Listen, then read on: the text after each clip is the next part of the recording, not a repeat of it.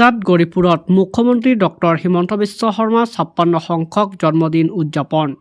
আজি ১ ফেব্ৰুৱাৰী আজিৰে পৰাই মুখ্যমন্ত্ৰী ডক্টৰ হিমন্ত বিশ্ব শৰ্মা ৫৬ বছৰত ভৰি দিলে।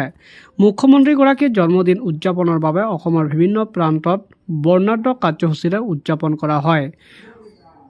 সমান্তৰালকৈ গৌৰীপুৰতো এক ব্যতিক্ৰমী ৰূপত উদযাপন কৰা হয় মুখ্যমন্ত্ৰীগৰাকীৰ জন্মদিন।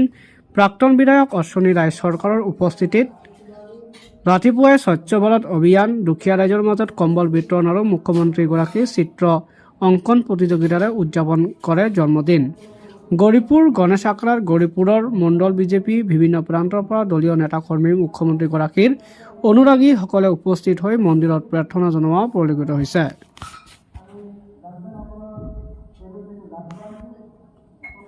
গণেশ আখড়াত আমাৰ গৌৰীপুৰৰ মণ্ডলৰ সৌজন্যত আমাৰ মাননীয় মুখ্যমন্ত্ৰীৰ আজি জন্মদিন। এই জন্মদিন উপলক্ষে আজি ৰাতিপুৱা আমাৰ এই গণেশ বাবাৰ ওচৰত পূজা ভাগ আমি আগবঢ়াওঁ আৰু পূজা ভাগৰ লগতে আমাৰ যিটো গণেশ বাবাৰ চবতকৈ প্ৰিয় বস্তু আছে লাড্ডু, আমি আমাৰ মাননীয় মুখ্যমন্ত্ৰীৰ ৫৬তম জন্মদিন হিচাপে আমি ৫৬ কেজিৰ লাড্ডু ইয়াত গণেশ বাবাৰ ওচৰত উৎসৰ্গা কৰি আমাৰ মাননীয় মুখ্যমন্ত্ৰীৰ কৰ্মযোগী মুখ্যমন্ত্ৰী দীৰ্ঘায়ু আৰু সুস্বাস্থ্য কামনা কৰি তেখেতে যাতে অসমৰ জনসাধাৰণৰ যিধৰণে সেৱা কৰি আছে সেই সেৱা ৰাইজৰ হিতাৰ্থে আৰু যদি বেছি কৰিব পাৰে তাৰ আমি কামনা কৰি আৰু কাৰ্যকৰ্তাসকলে তেখেতক মংগল কামনাৰ্থে আজি আমি ইয়াত পূজা অৰ্চনা আগবঢ়াওঁ।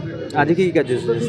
আজি আমাৰ মাননীয় মুখ্যমন্ত্ৰীৰ জন্মদিন উপলক্ষে প্ৰথমে আমি ইয়াত পূজা ভাগ আগবঢ়ালোঁ।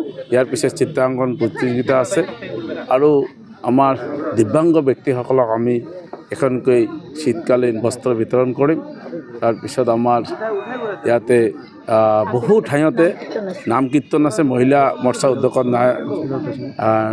নাম কীৰ্তন হ'ব আৰু আমাৰ ৰোগীসকলক ফল বিতৰণ হ'ব।